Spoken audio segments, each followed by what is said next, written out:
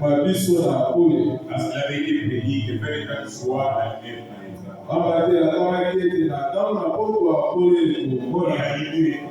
Et pour les monani. Oh, c'est quel privilège pour nous. Oh, Zambé ni bakuni pour la biso. De connaître. Ya kuyeba yo. De voir ta gloire se manifester. Ya komona keko na yo dali sama. On n'a pas entendu parler de toi pour Dieu. Toyo kaka kulubatina na yo. Les gens de Dieu t'a donné tes gloires. Parce que le précipice c'est là. On a fait comme si au royaume. Yango tosanani lokola bayeko ya okotina yo. Pour t'adorer. Mpona kokumamela yo. Émourir. Mpona kokumisa yo. Élever. Mpona koletola yo. Et glorifier Seigneur. Mpe kopesa yo nkembo. Abate yo nde mpona oyo ya koyi.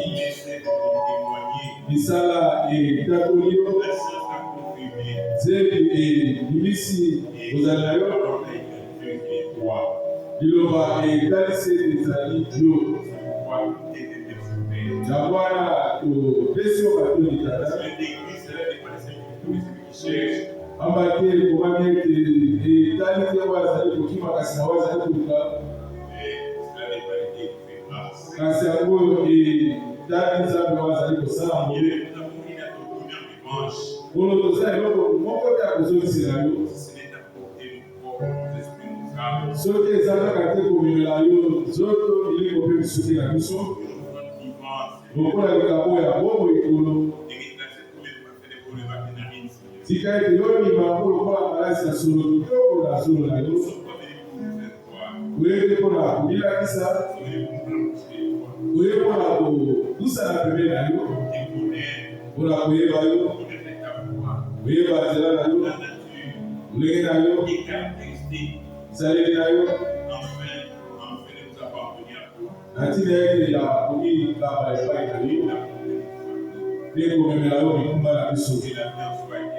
Abate bomoi yango mpo ezali kokumba. Abate tozala kosa yo na komba lelo. Yaka kokuma balelo na biso. Yaka kopamba na biso Nzambe.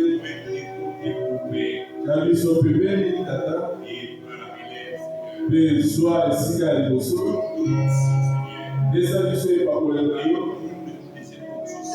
Mpe eza biso na epakolelo. Obimaka na esika oyo.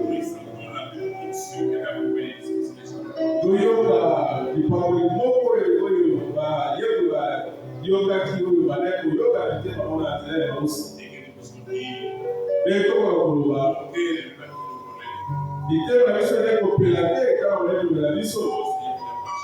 Humanité. Bato lobi ete soki kosala mibale tomisala kitala kozala kati na bino. Biso toleki toleki lobi tobondeli yo Nzambe ondima biso obanda na biso yosukisa na biso mpona nkembo na bokotaka mpona lokumu na yo. Akomona Yesu Kristo nde tosapeli boye.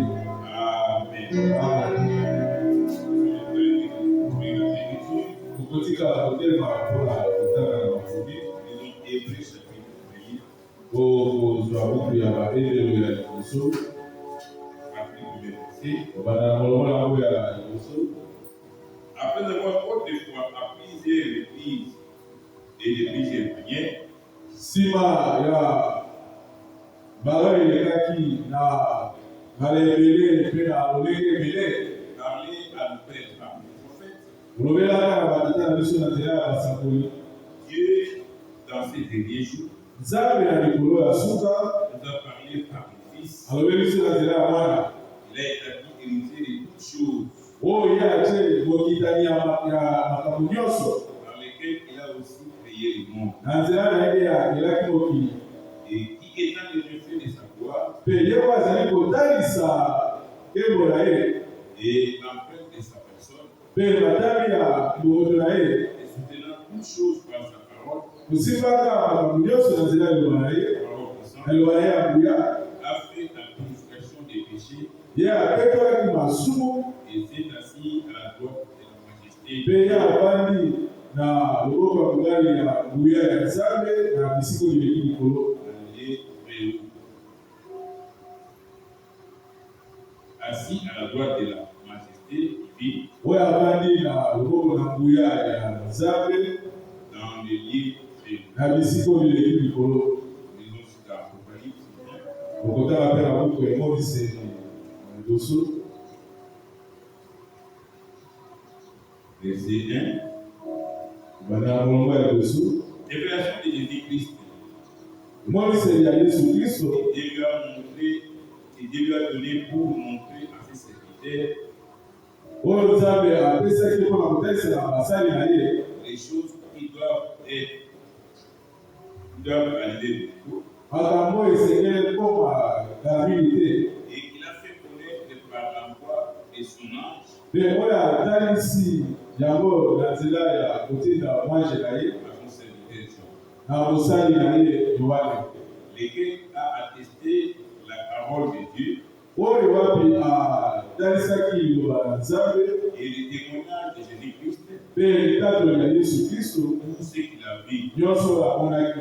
Heureux celui qui lit et ceux qui entendent les paroles de la prophétie. esengo na oyo azali kotanga mpe azali koyoka maloba oyo ya lisakoli Et garde les choses qui sont écrites, mpe azali koyoka makambo ekomami na kati car le temps est proche. aba te ntango ebeleli. Amen. Amen. Que Seigneur se fasse tikali te kwa bazali mambo ya kotali ya kibale oyo kobanda nous saluons tous avec respect notre Christ. topesi bino baso koyi na maboko kitoko ya nkolo na biso Yesu Kristo. D'abord un privilège, eza lisusu libango mpona biso nous avons la force de nous rassembler, ntango tozali na makasi mpe libango ya kosangana parler de ces choses merveilleuses. mpona kolanda ntina makambo pene ya kitoko koleka. Si nous pouvons regarder un peu le monde, soki kokoki kotala mokili les gens qui sont allés à l'église ce matin, bato bake losambo na ntongo ya lelo, les gens honnêtes, bato pene ya sembo, parfois humbles, na mosusu bato pene ya kobikisa ils lisent parfois la même Bible que nous lisons, bazotanga na mosusu biblia moko tozali kotanga mais il y a une différence entre nous et eux. kasi kokesa ezali kati na biso na bango. Nous avons reçu de Dieu une grâce particulière biso tozwi na Nzambe libaku moko kaka oyo epesaki biso et nous ne nous vantons pas de cela. mpe tozali kodondwa na ntina na yango te. Nous sommes infiniment reconnaissants du Seigneur pour cela. biso mpena totondi Nzambe mpena koleka mpona yango. Amen. Amen. Comme l'avons dit la fois passée, lokola tomonaki yango elekaki nous avons montré que les gens poussent sans message. totalisaki ete bato bazali kokima kozala sango Parce que les gens ignorent que les messages et les messagers sont un. amba te bato bazobosana ete sango na kotinda na yango bazali eloko moko. Nous avons montré, et Dieu nous a envoyé Élie, et ainsi de suite. totalisaki to Nzambe atindelaki biso Eliya mpe moko na Il y moko a aussi une citation que je voulais arrêter sur cela. kasi eza mpe na litaki moko na lina batisa likolo na yango Dans les sujets dans lesquels nous allons parler ce matin. okotala likambo tokitobela ntina na lelo J'ai lu dans Être conduit, okotala liteya oyo kokambama 17 décembre 65. oyo etali mokolo ya sango sanza zomi na mibale mpona poto mokokama libato kotoba na mitano Paragraphe 123. esika otala kambo tobele na misato Écoutez ce que le prophète dit. oyo kango mosango alobi Concernant toujours Malachie 4, oyo etali malaki ya mine il dit ceci. alobi boyo Voilà pourquoi ceci, kotala ntina nini oyo l'âge de l'église dans laquelle nous vivons, ekeke ya lingomba oyo kaka yango tozali kobika il n'y a aucune église eza na eklesa moko te méthodiste, amethodiste baptiste, baptiste pentecôtiste ou autre qui bato ya kitela to na susu puisse jamais amener cette église à être l'épouse. oyo bakoki te komema eklesa oyo ezala mwasi na libala Est-ce que vous comprenez? ososoki Aucune église lingomba moko ne te peut amener l'église à être l'épouse de Christ. ekoki komema te eklesa akoma mwasi na libala ya kristo. Dans ce grand outil, toka ete kobala malobi le but dans lequel Dieu nous a placés ici, ntina oyo nzambe atie biso awa c'est pour devenir des fils et des filles de Dieu. ezali mpona bakoma bana mibali Mais il n'y a pas une autre voie pour devenir l'épouse. Il faudra Malachie 4. Amen. L'important de ce que les gens poussent ça message. Le messager et les messages sont un. Pour venir rétablir la foi. La foi qui était transmise une fois au Seigneur. Pour laquelle nous sommes en train de combattre.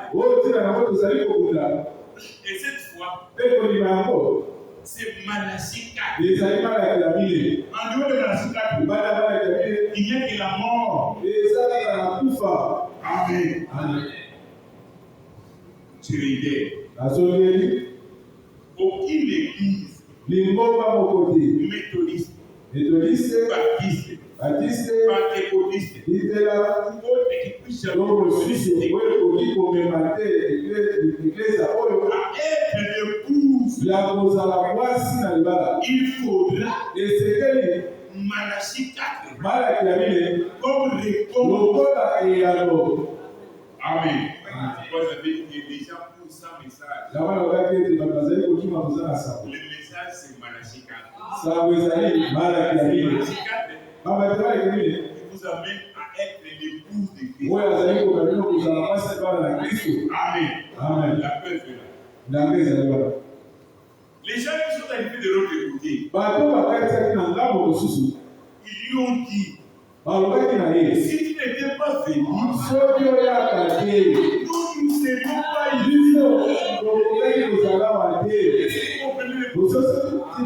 Si cet homme n'était pas venu, si Malachie 4 n'était pas venu, nous ne serions pas ici. Nous reposons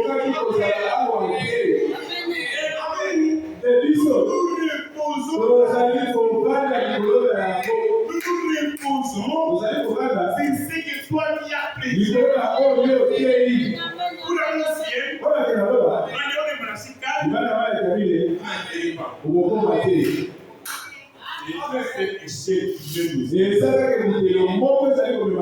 Malachie 4 Jésus disait à Nathanaël, tu n'as cru pas se dire ces choses.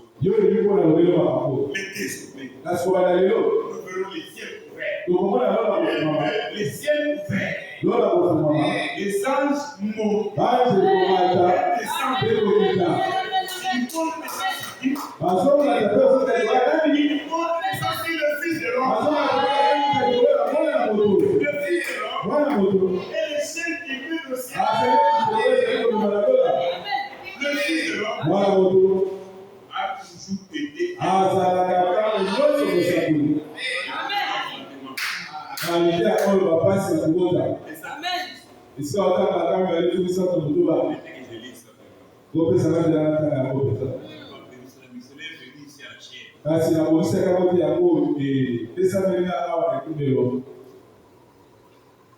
Les douleurs de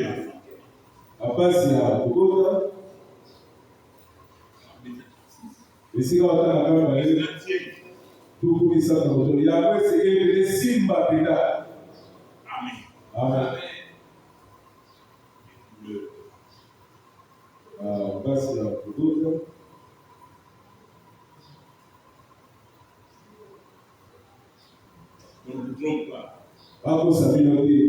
Le Fils de l'homme monte se sortir. Vous voyez rien. Vous voyez rien.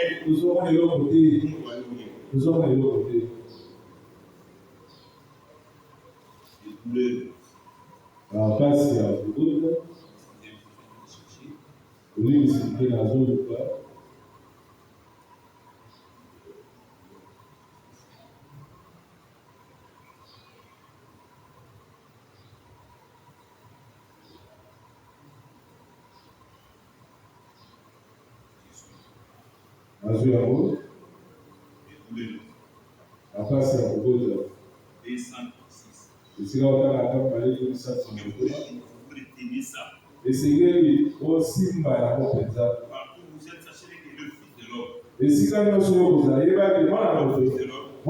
a toujours été un prophète. Dieu a appelé Ézéchiel fils de l'homme. Nzambe abenaki Ezekiel mwana na moto. À cause du travail qu'il est en train de faire en tant que prophète. C'est pourquoi il a été promis que le fils de l'homme viendra. Dans de la fin. C'est la question. Quand le fils de l'homme viendra, c'est Luc 18. Verset 8. Quand le fils de l'homme parce que vous voyez qu'on ne croira pas à lui. Il parle de cela. Les grands pasteurs qui parlent de cela. Mais ils détournent les gens du fils de l'homme.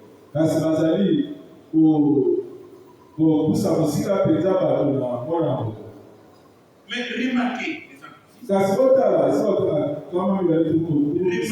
ce qui s'est passé. Jésus s'est retourné maintenant. Et il dit, ce qui arrivera au jour de l'autre arrivera de même au temps de la fin. Quand le fils de l'homme commencera à se révéler. Voyez, fils de l'homme. Dans la Bible, c'est toujours un prophète. Voyez, il est venu sous 3 noms de fils. Fils de l'homme. Fils de Dieu. Fils de David. Voyez, et il a exprimé son nom. Fils de l'homme. Parce que c'est cette œuvre-là qui accomplirait celle d'un prophète, un voyant. Aux jours qui seront comme du temps de Noé. Dans les fils de l'homme, on sera à se réveiller. Là, ce sera le temps de la fin. Amen. Amen. Oh, quelle grâce. Et le fils de l'homme là, les jours. Et pourquoi le fils de l'homme, quand il va prononcer la parole, l'homme sera restauré.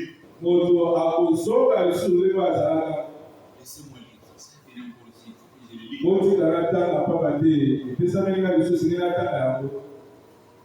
Le fils de l'homme.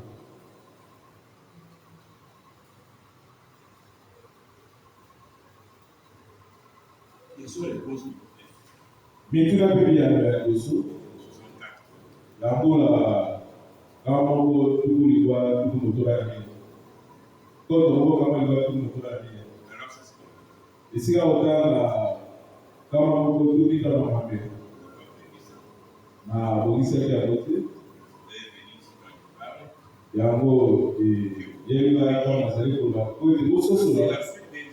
64. Aujourd'hui, nous parlons de la Bible. Mais ici, pour compléter ce que nous avons parlé la fois passée, réellement les gens courent sans message. J'ai vu un autre dans les Facebook ici. Avec sa fausse couronne de feu. Et il dit, moi, je ne suis pas là pour répéter les bandes et les bougies. Moi, je suis sédentaire. Qui est un sédentaire. Je ne sais pas si c'est l'un de vos croyants. Il m'a écrit, il m'a dit qu'il est un saint. Moi, je lui dis, je ne m'étonne pas. Les gens qui ont cette attitude sont en enfer. C'est pourquoi ils peuvent dire que chaîne peut rester. Comme ils peuvent faire. Comment quelqu'un peut dire que moi je ne suis pas, je ne suis pas prêt les bandes et les coucher. J'ai mon message à moi. Tu as ton message à toi. En dehors des bandes et des coucher. Pendant que les autres sont là, on dit que si tu n'étais pas venu, nous ne serons pas ici.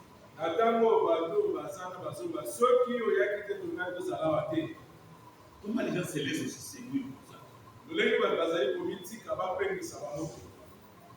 Parce que les fils de l'homme ne viendront jamais en RDC.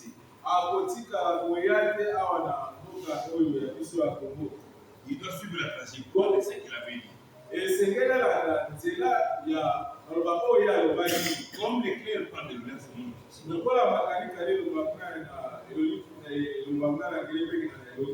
Et c'est ainsi que viendra le Fils de l'homme.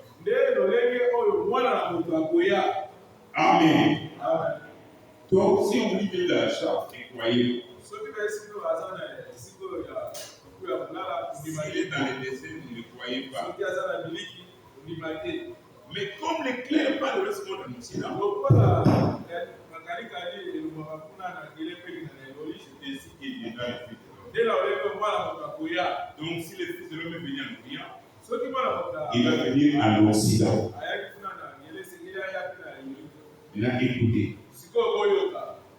Le troisième coup. Est-ce que les prononcez c'est la parole? Il semble tout à fait possible que vous prononcez la parole.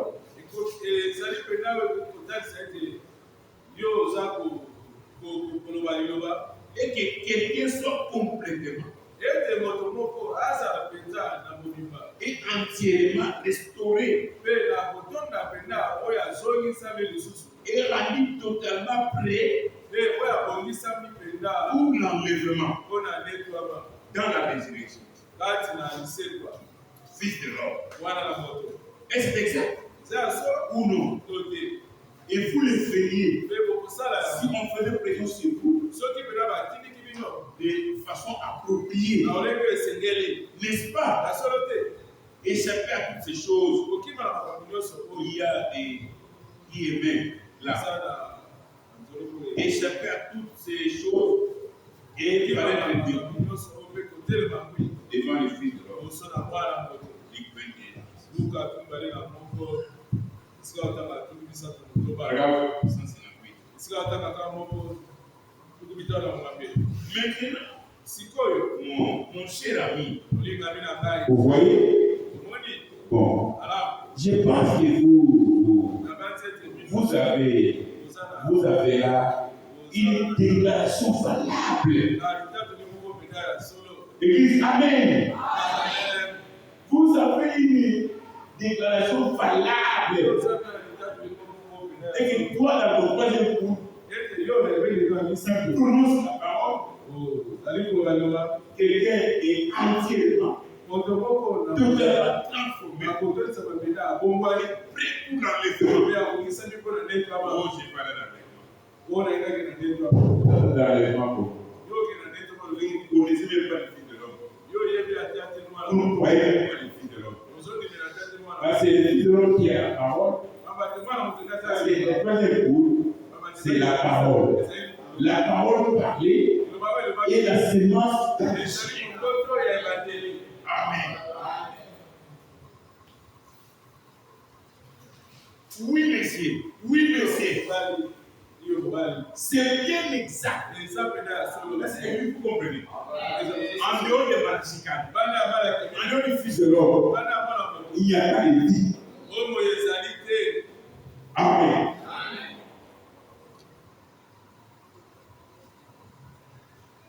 C'est bien exact. Vous avez dit, c'est un homme. Autrement dit, voici ce que j'ai dit. Je ne pense pas que ce soit je peux. Je crois que ce n'est pas pour améliorer ce que vous avez dit. Mais je pense que je peux le rendre un peu plus clair pour les gens.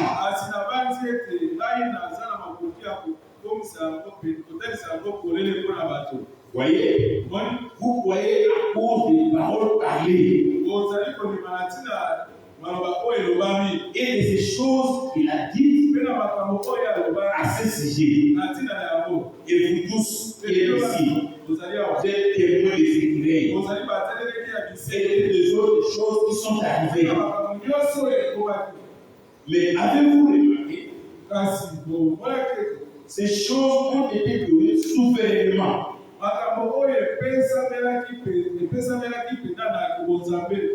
Je lui ai jamais demandé. Essayez de je fasse ceci. Et je dois faire ces choses à la parole. Comme ça.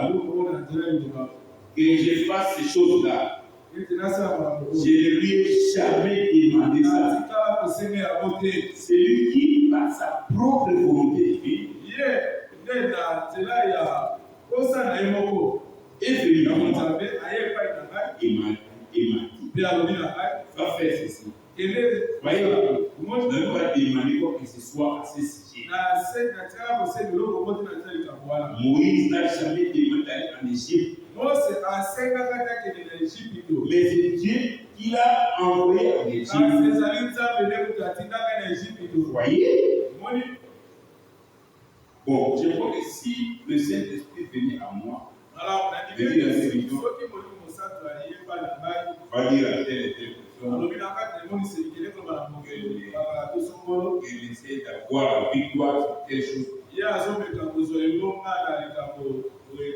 Mais, Amen. Je parle de l'essentiel. Les troisième coup, c'est l'ouverture de la parole. La parole parlée est la sémence où celui qui prononce la parole, c'est le Fils de l'homme. Le Fils de l'homme. Et sa parole, c'est la même chose. Amen. Depuis que le monde existe, on n'a jamais trouvé quelqu'un qui a créé les choses. C'est pas créé. Amen.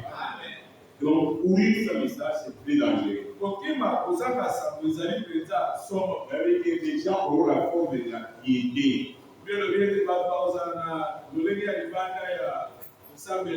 Mais rien, c'est qui en fait la force. La forteresse de Dieu, c'est le Fils de l'homme. Il porte sa force sur l'épaule. Ça, c'est ce qu'on appelle la forteresse de Dieu.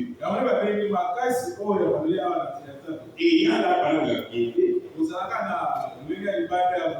Et il y a la parole de chaque mois à l'église. Mais ce qui fait la force de l'église, de la parole,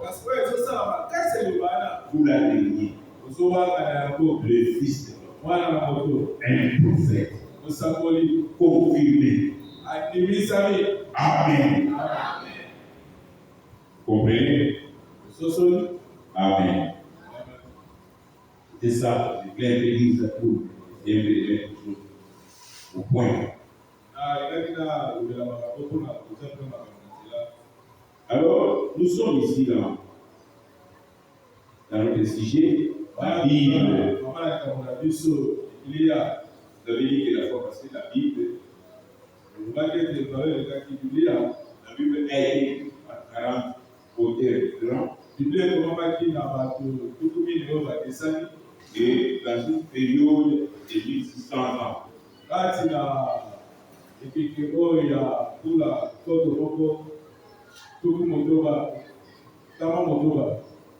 Donc, je ne vais pas faire les déclarations sans avoir des complètement compris. Christ est levé dans sa propre parole. Christ est levé dans sa propre parole. Paragraphe 25. Ici, on a tout le temps.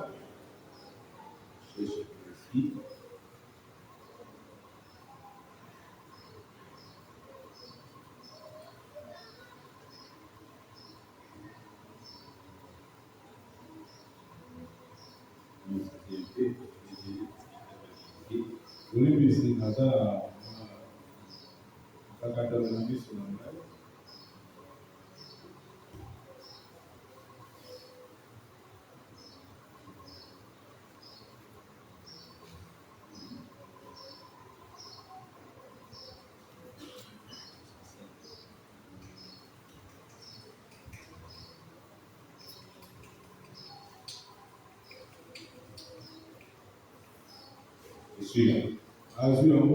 Maintenant, remarquez, la Bible de certains dit,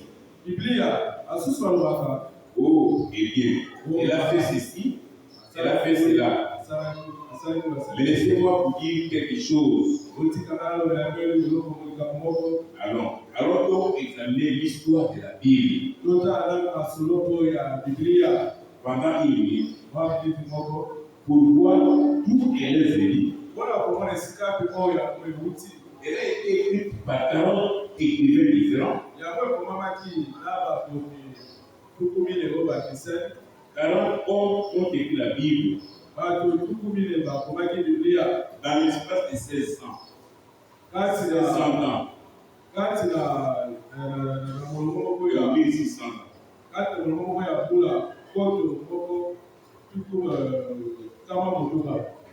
Et à différentes époques, prédisant les événements le plus importants de l'histoire du monde. Et cela, très souvent, des centaines d'années avant qu'il ne se produise. Il n'y a pas une seule erreur de tous les 66 livres.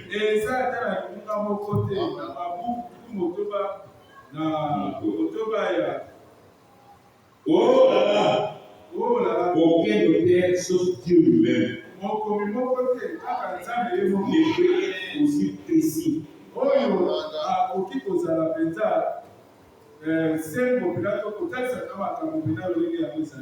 un seul mot ne contredit l'autre. Souvenez-vous, la Bible a été écrite à 1600 ans d'intervalle depuis Moïse.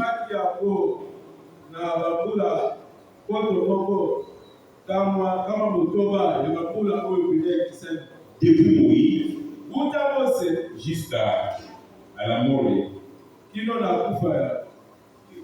des gens dans l'île de Patmos, 1600 ans.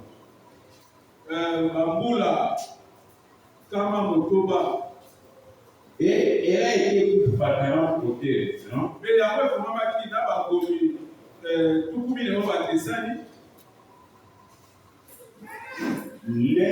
ne connaissant même pas l'autre,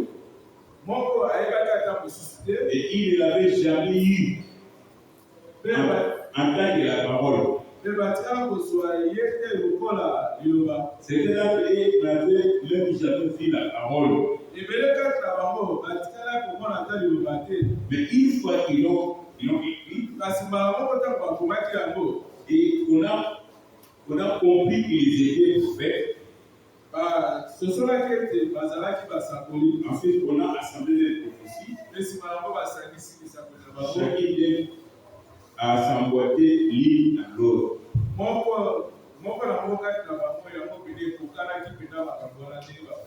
Une période de 1600 ans.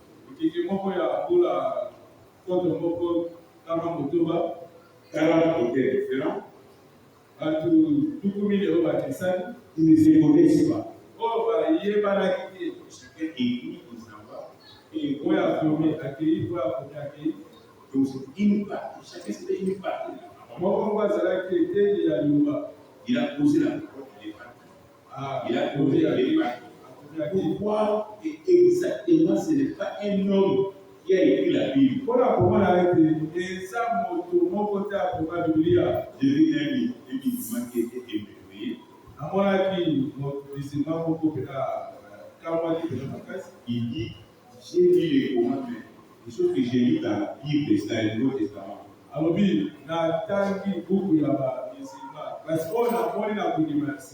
La généalogie de Jésus-Christ, il est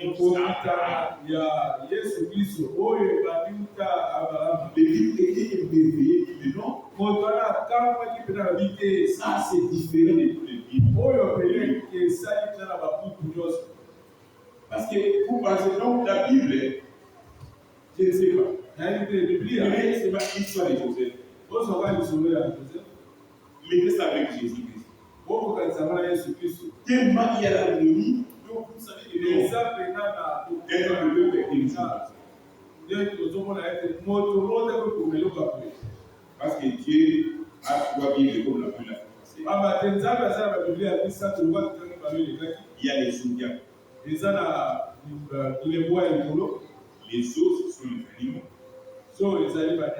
Diacs sont les figures. On l'a vu dans Job. Nous sommes les douze qui prennent la forme de Dieu, qui sont en train de faire les choses qu'il a sur la terre.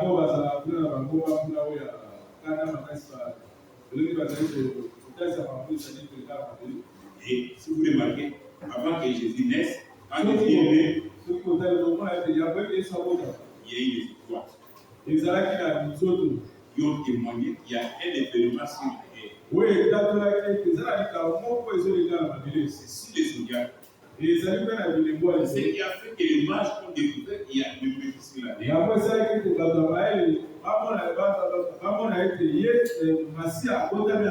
Et quand Abraham est né, il y a eu encore les mêmes signes dans le ciel. Il montrait qu'il y a un événement. Qui a été envoyé sur la terre. Et les gens étaient frères. Amen. C'est pas mon témoignage, c'est le témoignage de ces mages. L'étoile des tables, des sèmes, des affaires sont rencontrées pour montrer qu'il y a encore un autre grand homme sur la terre. Et vous ne pouvez séparer ces deux hommes avec ce qui est en nous. C'est lui qui a été tombé. Quand il a eu l'idée de parler, la pensée de Dieu, c'est la perfection. On n'a pas à modifier ou à déclencher ou à ajouter quelque chose. Comme la science dans sa découverte, il découvre quelque chose. Après, il modifie. Mais chez Dieu, ce n'est pas comme ça. Dieu n'est pas comme un homme.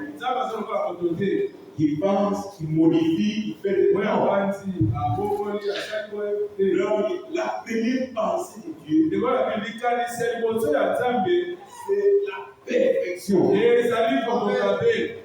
Amen. Regardez comment il a créé l'homme. Vous savez, c'est l'homme, le système qui est dans l'homme.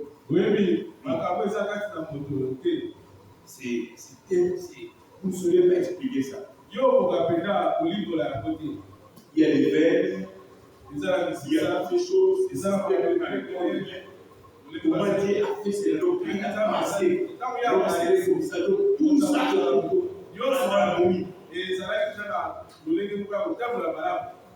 une fois on peut réviser, vous allez chez le médecin, il doit dire, vous avez d'autres veines qui sont il y a des veines qui sont bloquées.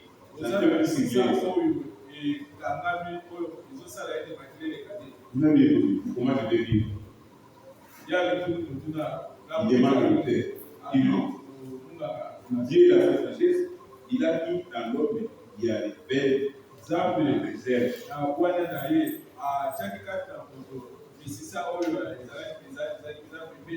Quand celui-ci est bloqué, on montre le veine pour permettre la circulation des cellules. Si vous regardez tout cela, tout cela fait la pensée de Dieu. Ce qui fait que quand Dieu a pensé, comment je vais prêcher alors? Il a dit, je dois prendre seulement l'homme pour prêcher. Parce qu'il avait la capacité lui-même de prêcher par les vents, par la nuit, chantonner dans n'importe par les vents, ainsi de suite. Donc, Dieu n'était pas obligé de nuire à la croix pour sauver l'homme. Mais c'était sa pensée. Et quand c'est sa pensée, c'est la perfection. Amen. Et Dieu a choisi les paroles de l'homme là qui est le prophète. Amen. Le prophète. Les prophètes, c'est une partie de la parole. Amen. Chaque prophète. Donc, comme on a mis ici, un prophète n'est pas seulement un prophète. Et il reflète la parole dans sa propre vie. Alors, regardez. Donc, Dieu a eu la pensée des paroles de les prophètes. Alors, un prophète, c'est une partie de la parole de Dieu. Vous voyez ici dans la ici. Alors, je dis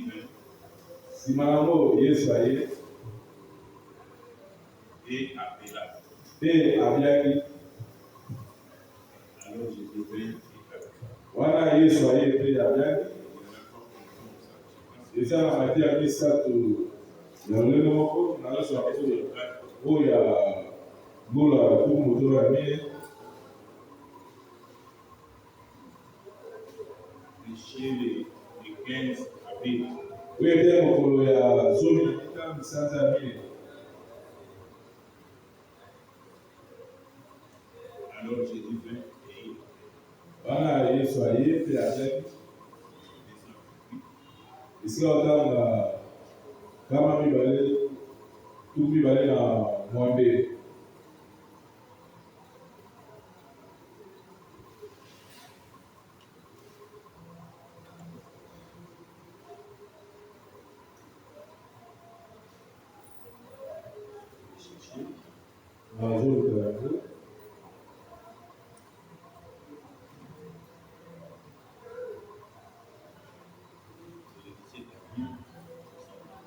Ezali mokolo ya zomi na sambo sanza ya mine mbula koto moko kama lelwa tuku motoba na mine.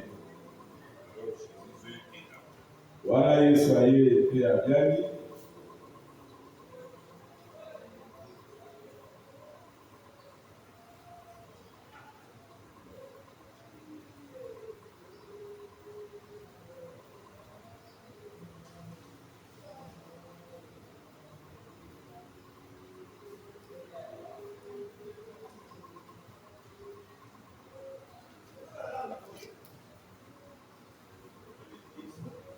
Zapena motu ya pona natanga yango azo yango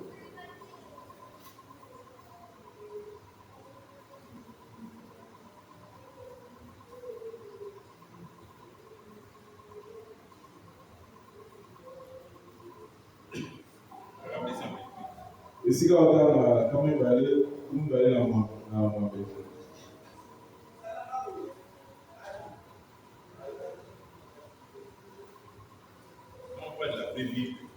Quand vous avez la Bible à solo, les amis va s'abonner. Les amis le lèvent à malade ou le zèle à mon équipe pour la couler à bateau.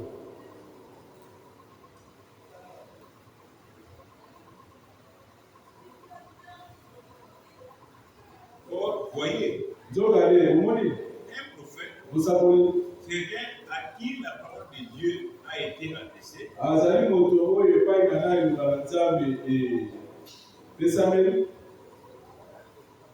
La prophétie qui s'applique à cette époque-là. Bisakweli oyo ezali kosalama na ekeke wana.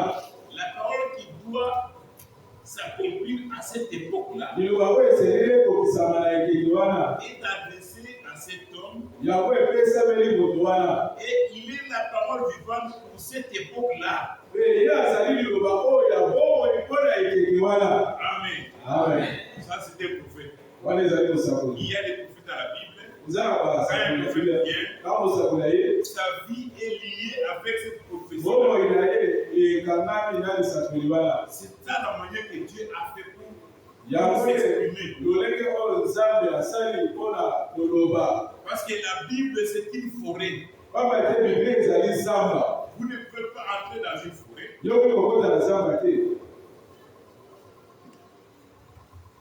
sans avoir un guide. Vous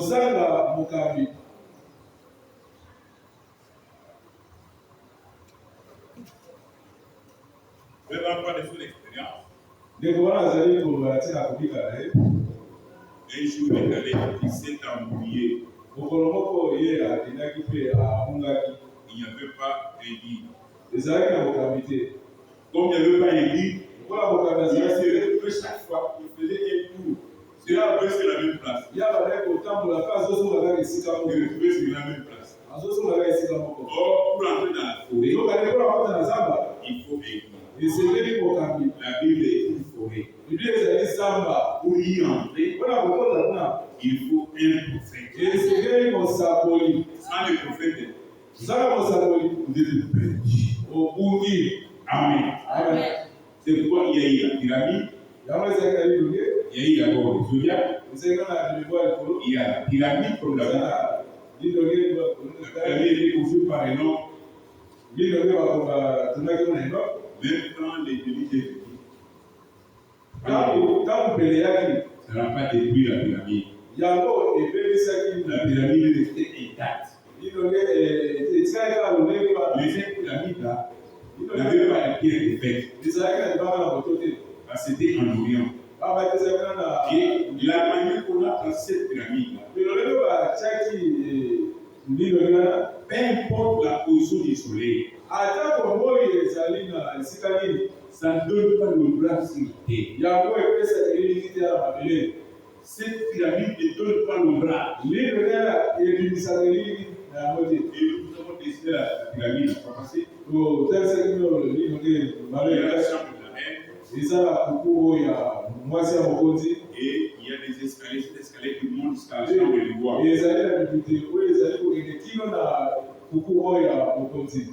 pour entrer dans la chambre du roi, il y a 3 rideaux. Ils sont les 3 coups. Et il y a une vitre à la porte. Et quand vous entrez là, à l'intérieur, il y a un cercueil. On appelle ça la chambre du mystère. Et faut remarquer les distances qu'on est en train de calculer sur les escaliers. C'était les dates qui annonçaient la guerre sur la terre. Donc quand on parle de la Bible, elle est différente de tous les livres. Tous les livres sacrés qu'on appelle les Corans et toutes les choses. Les livres parlent de la tout morale. Mais quand la Bible est française, elle annonce les événements futurs. Que ce soit dans la pyramide, que ce soit dans la Bible, les intellectuels comme on les parle, tout annonce les événements qui viennent. Et la Bible en général est la révélation complète de Jésus-Christ. Amen. Dans la révélation complète, cela veut dire que tout des Genèse à l'Apocalypse, ça nous révèle le Seigneur Jésus-Christ. Comme nous l'avons dit ici, Dieu, du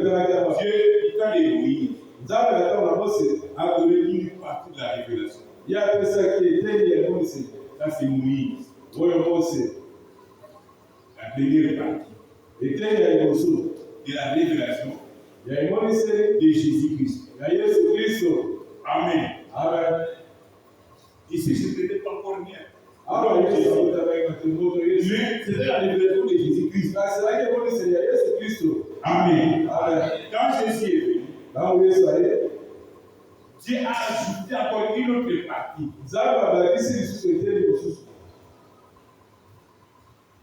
De la révélation de Jésus-Christ. Amen. Mais au temps de la fin, quand le prophète est arrivé, alors on a donné encore une autre partie.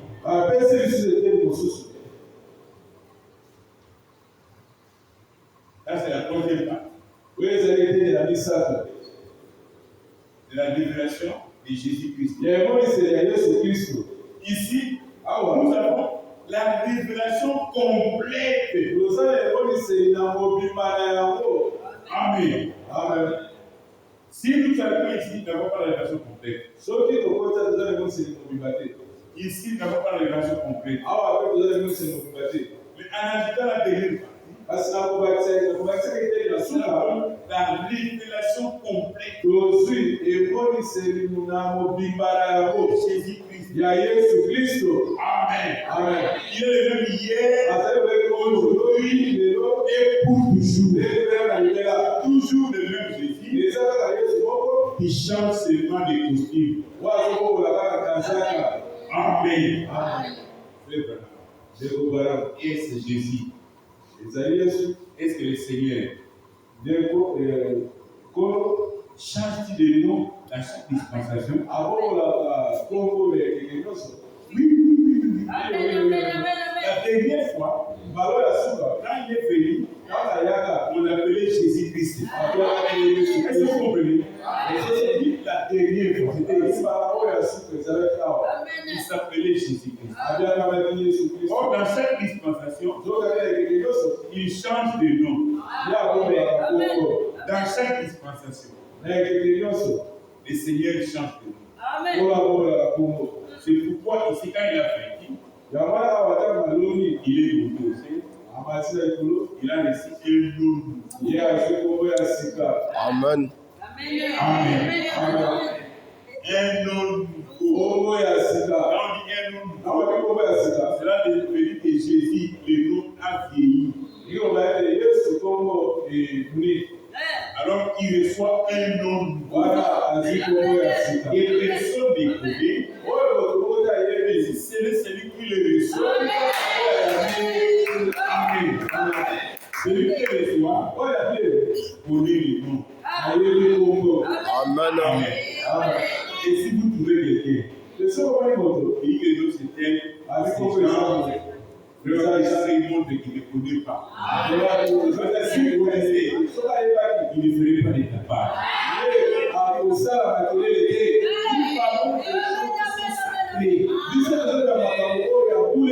Ce n'est pas un tapage. Vous venez dans les réseaux sociaux, vous commencez à dire n'importe quoi. Vous pouvez dire que pour laisser une adoration, c'est un endroit secret. Amen. C'est un endroit secret. Amen. Laissez l'adoration et Dieu a prouvé quelque chose. Il dit que l'adoration était lieu secret. Ce n'était pas un lieu public. Parce que dans les choses de Dieu, il y a que la révélation. Un peuple sans révélation, c'est un peuple sans fin.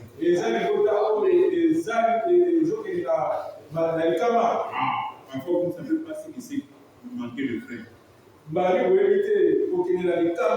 Quelqu'un était chauffeur. Il sait de quoi on parle. Un peuple sans révélation et un peuple sans fin. La Bible dit que nous sommes sauvés par la grâce. La grâce, c'est pas ce que toi tu as fait. C'est ce que Dieu a fait pour vous. Et par l'obéissement de la foi. Est-ce que vous comprenez? Nous sommes sauvés par la grâce au détriment de la foi. Donc, Dieu s'est révélé à vous. Amen. Amen. Ça, c'est là. Si ce que vous avez, ce n'est pas la révélation. Vous n'êtes pas sauvé. Vous dites ça. Amen. C'est pas la révélation. Sans la révélation.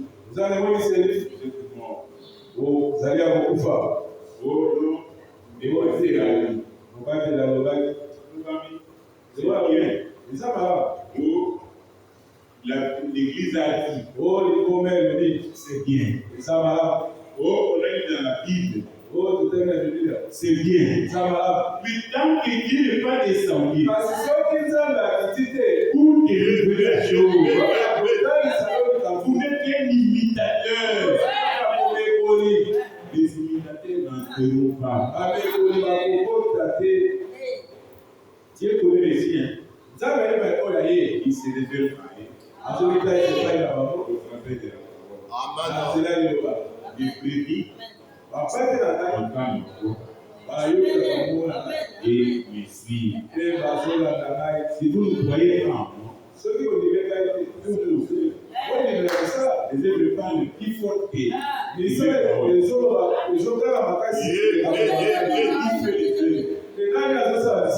C'est Dieu qui fait. Amen. Mon frère va dire que dans la pyramide, ça n'a jamais été coiffé.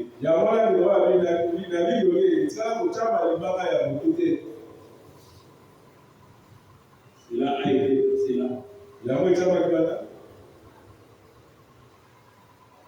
En Occident, là où les soleils se couchent.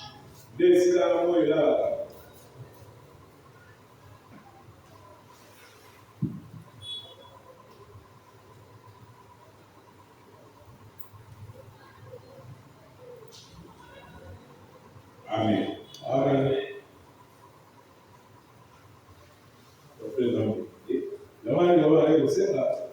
Avec lui, il était en Égypte. Là où il y a la pyramide.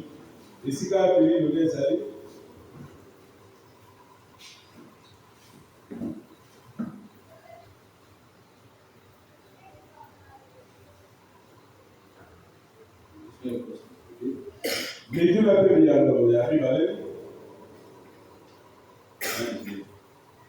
Quand on consomme, il a les bois.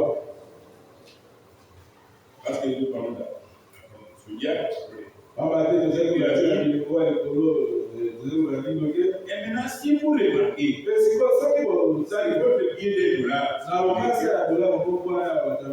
y a cette grande prière de fête. Et il est dit les grands sauts. Elle viendra. Remarquez ce qui est. Est-ce que quelqu'un ici a déjà visité les pyramides d'Égypte? Eh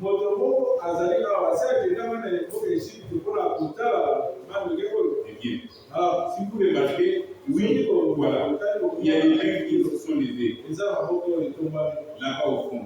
Eh bien, ces pierres se trouvent là de façon absolument parfaite.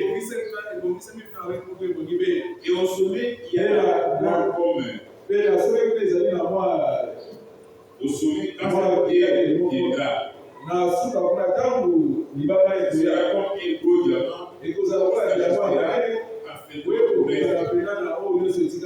Oh, en bas sur les bases. Et elle ne s'achètera pas produit sur la deuxième fondation. Ici, les fondements. Et elle s'achètera seulement si le fondement est sauvé. Quand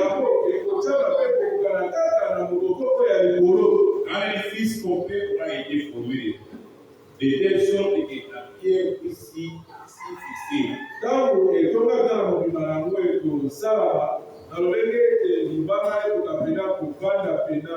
Et Jésus ne peut pas venir tant qu'il existe Yesu akoki koyate nata ko église moko.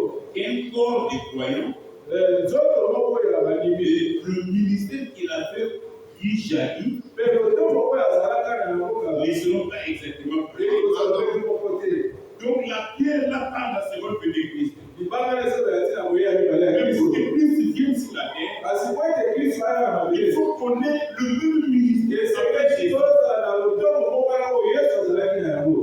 Amen. Amen.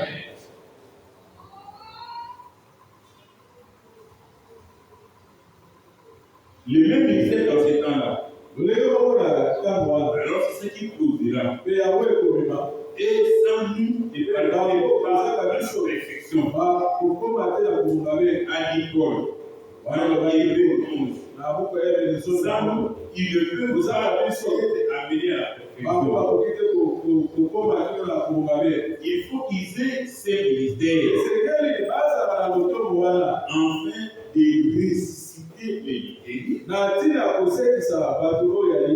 les Wesleyens et tous ceux qui s'étaient succédés au cours des âges. Quand cette partie-là, quand cette partie-là, là où s'étaient assemblés les ailes, selon ce que sera le cadavre, là s'assembleront les ailes. C'était la question. Pour être tout simplement parfait, je vais les répondre à la question. Dans la pierre de fête du Gabra, c'est une pierre de fête. Parce qu'on ne peut pas la mettre sur la base de la pierre. Il a le deuxième fondement, seulement au septième fondement. Et la pierre fait s'ajuster exactement. Et cela a compris que tu dis. Cela ne peut pas être ensemble. Donc, c'est nous qui amenons la perfection. Et la pierre descend. Et quand la pierre descend, elle ne descend pas en vain. Elle est là pour ressusciter tout ce qui est adoré pendant les âges de vie. Pourquoi ils sont ressuscités? Ils sont ressuscités pour l'enlèvement. Amen. La pierre ici, qui est ressuscité ce qui est adoré, pour les amener dans la vie. Amen. Donc cela veut dire que les temps de l'hiver, les gens et les gens des Pentecôtes, c'est là qui est arrivé avec nous. En a été Amen. C'est ça le mystère. Il est écrit dans la Bible jusqu'à la seconde venue de Christ. Amen. C'est là qui est pour sauver toute la Bible. Depuis l'ancien jusqu'au nouveau. Amen.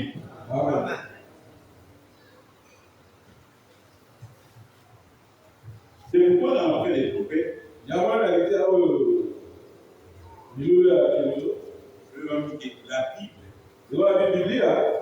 a nous donné deuxième chose. La Bible est devenue Amen. La Bible ne sont pas les papiers là. La Bible c'est une personne. Amen.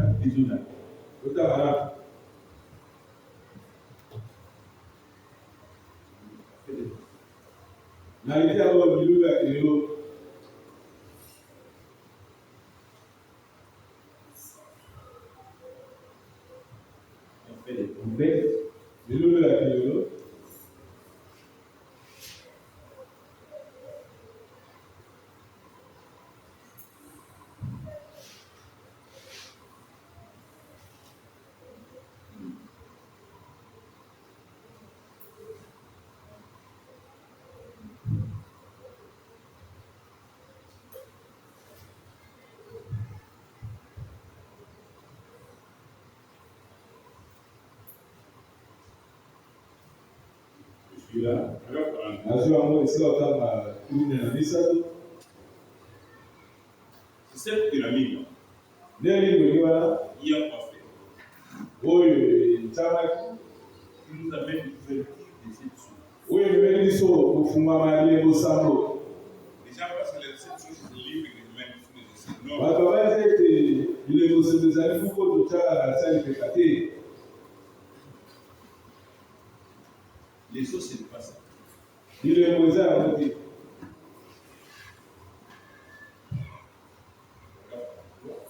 Esika otanga kumi na misato.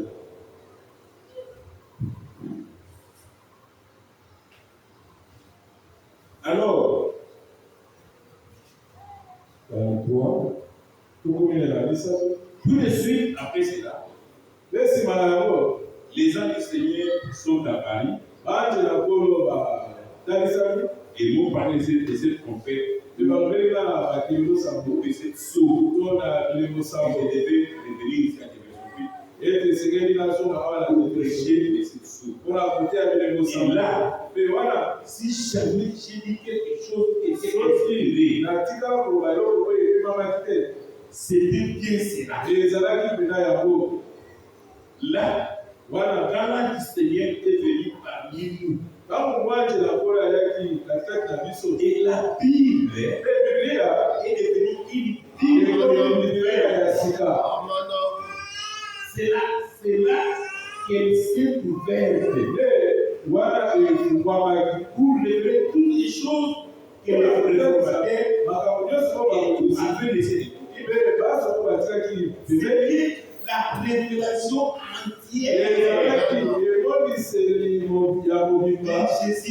Jésus-Christ, complètement nouvelle pour nous, mais parfaitement, exactement conforme. C'était la parole qui a toujours été tellement inspiré et tellement conduit. La Bible est devenue qui nous donne la révélation entière. Comme j'ai déjà ici. C'est qui donne la révélation entière. Et cela nous donne une Bible nouvelle. Amen. Amen. C'est ça les sceaux. Les sceaux est venu pour révéler la révélation entière de Jésus. Amen. Amen. Or, dans l'Église, les sceaux, ce n'est pas le livre que nous avons ici.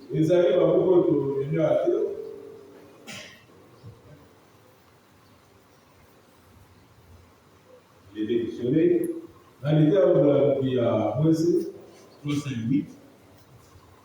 358.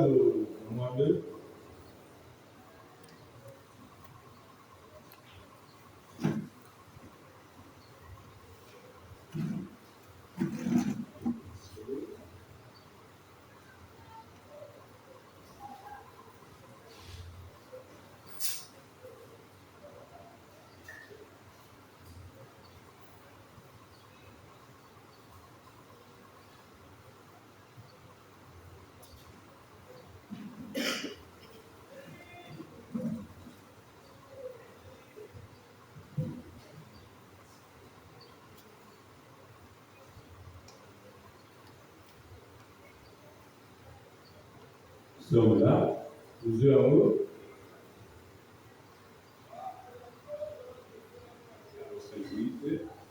Kama Nisatu Mwambe.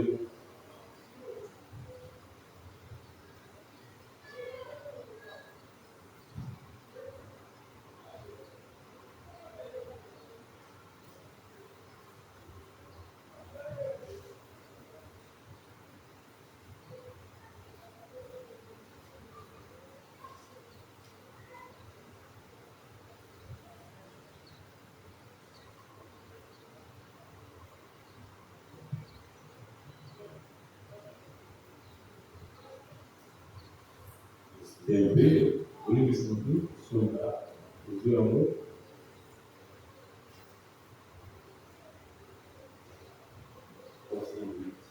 kama message na mwangu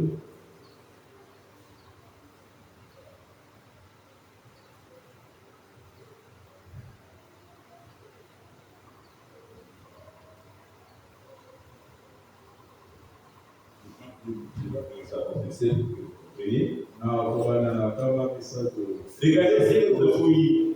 kota bobi o tumala En ces jours, na mokolo la puissance vivifiante nguya ya bobo nous est venue yeti pour ouvrir les sept sceaux. wala kufungula ile musambo C'était quoi ça? ezalaki kima Mais les gens disent non.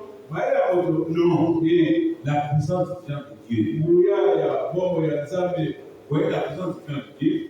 kota nguya ya bobo ya Vous nzambe savez que cela a libéré. yango elobaki kusama Vous voyez? omoni La puissance vivifiante de Dieu. nguya bobo ya nzambe À force, les mots, à forcer les mots, yango etindikaki na makasi mokili à en attester la vérité. ete balolaki ezali solo Là, le Seigneur, quand je te dis qu'il était là, mwanjela bakolo na eseni azalaki wana dans une communauté, kata likonzi na moto la personne vivante nguya ya bobo oyo a permis que le monde en atteste la vérité. epesaki nzela na mokili ebimisa ete ezali solo Et ça, te on ne wana savait pas ce que c'était.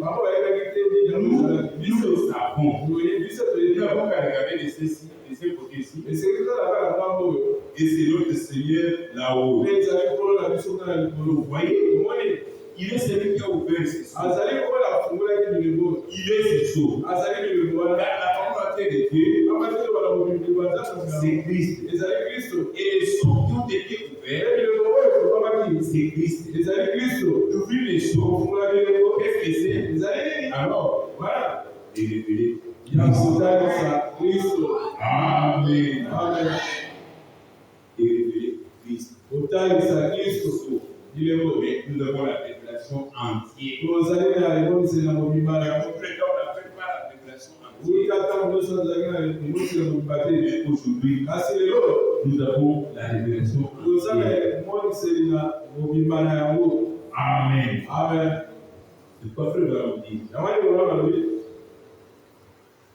Les connaître, kuyeba ye c'est la vie. ezali bomoi Et ne pas les connaître, kozanga koyeba ye c'est la mort. ezali kufa Amen. esika ozanga tuku mibale na libwa yo bazile Il présente déjà une image inexacte du christianisme. batalisaka bato lolenge ya mabe ya kristo Or, on leur a présenté le christianisme comme une déclaration de credo. batalisi bango kibokristo lokola kota kozongela maloba endimelo Le christianisme est un être vivant. kibokristo ezali moto ya bomoi Jésus-Christ, yesu kristo le Dieu ressuscité, nzambe oyo asemwa qui est vivant. oyo azali na bomoi Et parmi nous, ekati na biso sikoyo le christianisme est une personne kibokristo ezali moto moko et non un credo. kasi ndimelo te Les connaître, oui, koyeba ye c'est la vie. ezali bomoi Il ne s'agit pas de connaître de sa parole. yango etali ekati koyeba liloba na Ce ye n'est pas ça qui est la vie. yango ete ezali bomoi Les connaître, oui, koyeba ye il est là. ezali liloba Amen. amen Il est ressuscité. asekwi Le Dieu ressuscité, nzambe oyo asekwa qui est vivant oyo azali na bomoi et parmi nous maintenant. mpe kati na biso sikoyo Amen. amen Tout le monde regarde. na litia oyo balole oyoki epai na yesu On s'en dit. esika batanga kama misato na yo tokosukisa wana Il a dit, alobaki encore un peu de temps mwa ntango moke et le monde. mpe mokili ekomona ngai susu Mais vous, kasi bino vous me verrez. okomona ngai Oh, Église, o eklesia s'il a dit, vous me verrez, siko soki alobaki ete bino bokomona ngai c'est la preuve que vous pouvez de nouveau regarder. ezali na ngai ete bino bokoki lisusu kotala Vous Et même en vous, jusqu'à la fin. Comment les voyez-vous? Il est là. Regardez là. Et vous voyez ce qu'il a promesse. Il est le lié. Les premiers de sa vie. Dieu nécessité. C'est qu'il était. Il marchait dans la vie.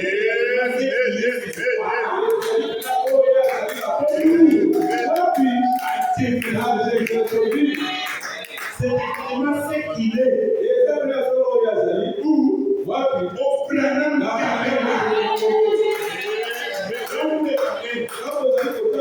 qu'est-ce que vous attendez à voir? Quand tu regardes. Un fondateur. Un homme de dénomination. Vous ne verrez jamais ça en Jésus. Est-ce que vous regardez en vous d'attendre à voir quelqu'un à la ligne pré-sacerdotale? Vous ne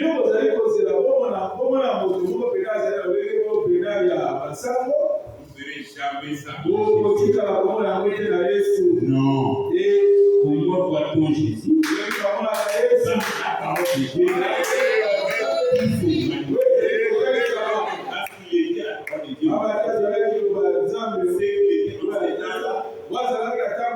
Il est